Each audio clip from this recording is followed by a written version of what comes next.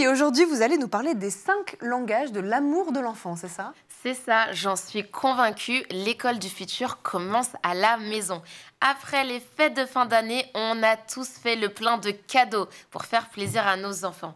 Aujourd'hui, on va voir d'autres techniques pour faire plaisir à nos enfants tout au long de l'année grâce à 5 langages de l'amour. Ces techniques vont aussi permettre aux enfants qui n'ont pas de budget de faire plaisir à leurs proches. Alors du coup, on fait quoi? On offre plus de cadeaux à nos enfants, c'est ça, Milly? Alors, bien sûr qu'on offre des cadeaux. Vraiment, offrir des cadeaux, ça reste le grand classique des fêtes, des anniversaires, etc. Et c'est l'un des langages de l'amour définis par Gary Chapman dans son livre « Les langages de l'amour de l'enfant ». Il est important de noter que les cadeaux ne sont pas seulement des objets matériels, c'est également des symboles d'affection et d'attention.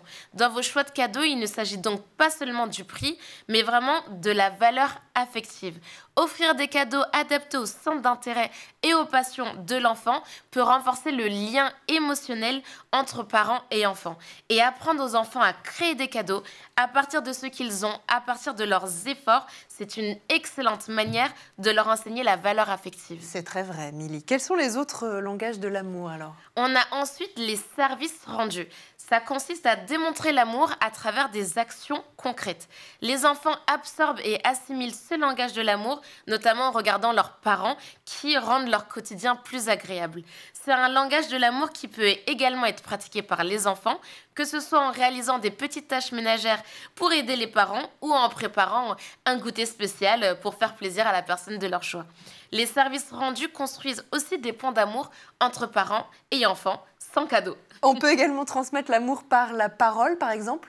Les paroles valorisantes ont un impact significatif sur l'estime de soi et sur vraiment la confiance en soi des enfants. Les compliments sincères, les encouragements positifs nourrissent leur confiance en eux et les aident à développer une image positive d'eux-mêmes. Les parents qui intègrent activement ce langage de l'amour créent un environnement émotionnellement sain et propice à l'épanouissement de leur enfant. Par effet de mimétisme, les enfants peuvent également réaliser des paroles valorisantes. Et pour développer ce langage, quelque chose que vous pouvez faire à la maison, selon l'âge de votre enfant, vous pouvez par exemple leur demander de vous écrire des poèmes. Bah oui, alors pour réussir à faire tout ça, il faut quand même du temps, non? C'est ça. Donc la société actuelle est remplie de divertissements et réussir à accorder une attention exclusive à nos enfants est un investissement inestimable. Les moments de qualité sont précieux, que ce soit à travers des temps de jeu, des discussions profondes ou des sorties spéciales. Ça renforce vraiment le lien émotionnel. Ce temps passé offre aux enfants le sentiment d'être prioritaire dans le quotidien de leurs parents. À leur fête des sorties, en cette nouvelle année, plusieurs événements sont à découvrir. Milly, quel est donc le dernier langage de l'amour? Et le dernier langage, c'est le toucher physique. Les gestes d'affection comme les accolades sont des expressions puissantes d'amour qui réconfortent et sécurisent les enfants.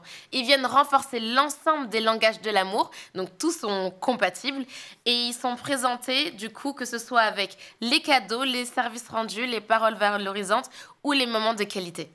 En conclusion, on pense donc aux cadeaux, c'est ça, les cadeaux de nos En enfants? conclusion, pour faire plaisir à nos enfants, on pense aux cadeaux, mais pas que, mais également aux 4 autres langages de l'amour. Ils sont des outils précieux pour renforcer les liens familiaux et favoriser un développement émotionnellement sain chez l'enfant. Et c'est essentiel. Merci beaucoup, Milly, pour cette chronique.